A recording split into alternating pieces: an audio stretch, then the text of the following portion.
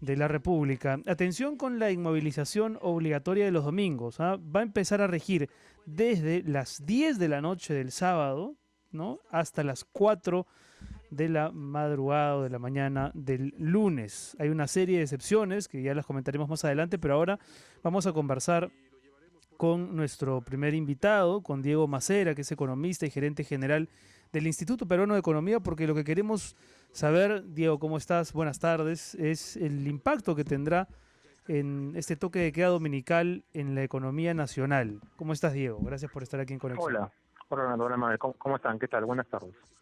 ¿Qué tal, Diego? Sí, ¿qué tal? De hecho, van a haber algunos negocios más impactados que otros con este nuevo orden de movilidad para los domingos, ¿no? O sea, estábamos, por ejemplo, viendo el caso de los restaurantes, ¿no? Que si bien van a poder aparentemente atender todavía por delivery, no, obviamente la atención presencial ya no se va a permitir, ¿no? Y para la gran mayoría de restaurantes esto representa la mayor parte de su facturación, y acá estamos hablando también del principal ingreso de varios miles de personas.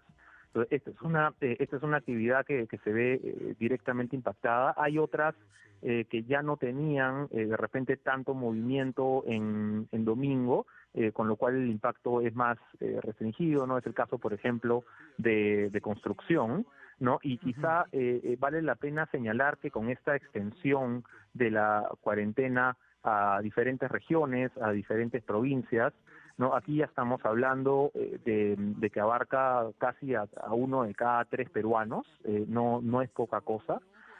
Pero la naturaleza de la cuarentena es un poco menos restrictiva de la que teníamos, digamos, en abril, ¿no? Hay algunas actividades que van a poder seguir avanzando, ¿no? Con lo cual el impacto de la economía va a ser más acotado, no solamente porque ya no es en todo el país, sino porque se permiten más actividades económicas que lo que teníamos antes.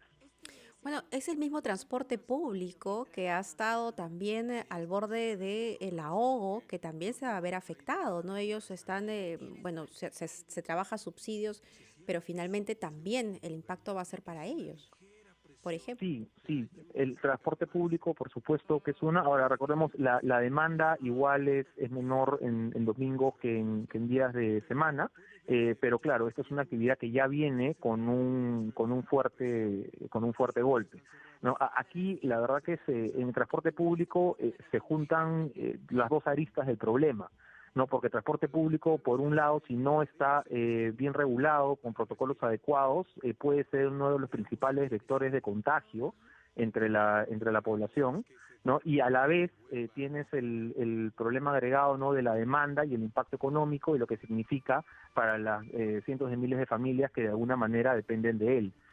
Aquí ese es un punto en realidad en que se intersectan los dos problemas, tanto de salud como de economía.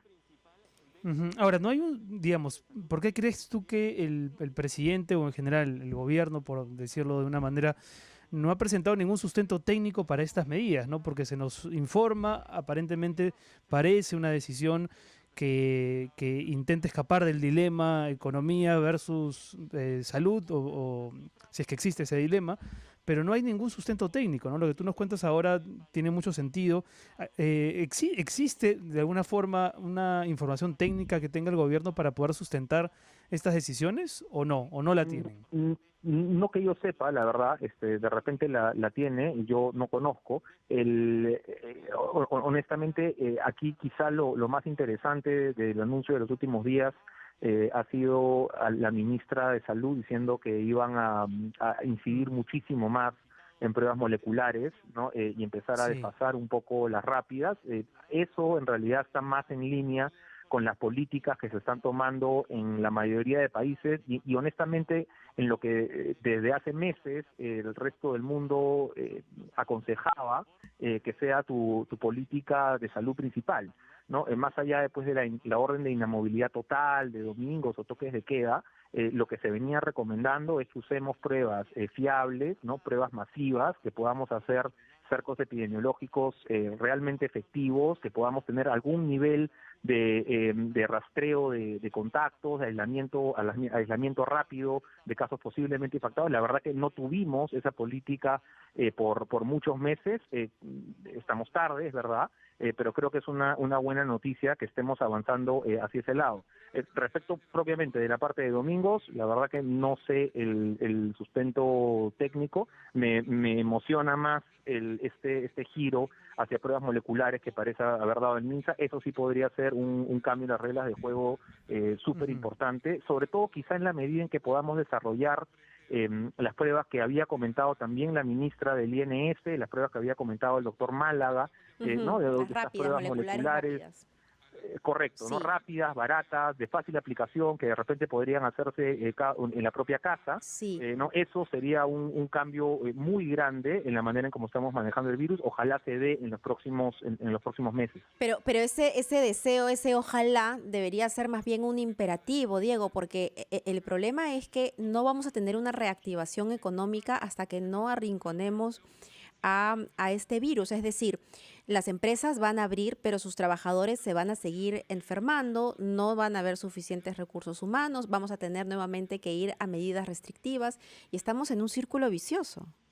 No, aquí esa tiene que ser en realidad una de las prioridades de política pública. A ver, hay tres cambios en política de salud grandes, tres avances grandes que estamos esperando todos, ¿no? El primero es ¿no? El de la capacidad de tener pruebas fiables, ¿no? Moleculares, idealmente, rápidas, baratas, de fácil aplicación, ¿no? Que puedan llevarse a todo el territorio nacional.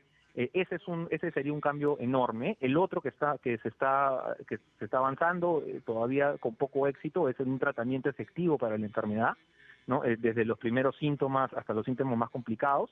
Y el tercero es la vacuna, ¿no? De repente cada paso es un poco más complicado que el anterior, pero son los tres grandes mejoras médicas que uno espera para poder regresar a cierto nivel de normalidad. Lo más cercano que tenemos es las pruebas, y eso por la experiencia que tienen la gran mayoría de países en esto y que parece haber funcionado. Esa es una de las claves fundamentales para poder abrir la economía de manera más o menos segura. Excelente, Diego. Bueno, muchísimas gracias por estar con nosotros estos minutos y darnos tu punto de vista respecto de el alcance que va a tener en la economía lo dispuesto por el gobierno de Martín Vizcarra. Diego Macera ha estado aquí en Conexión. Hasta pronto, Diego, y nos vamos a una pausa, Mabel. Muchas gracias. Sí, y regresamos rápidamente.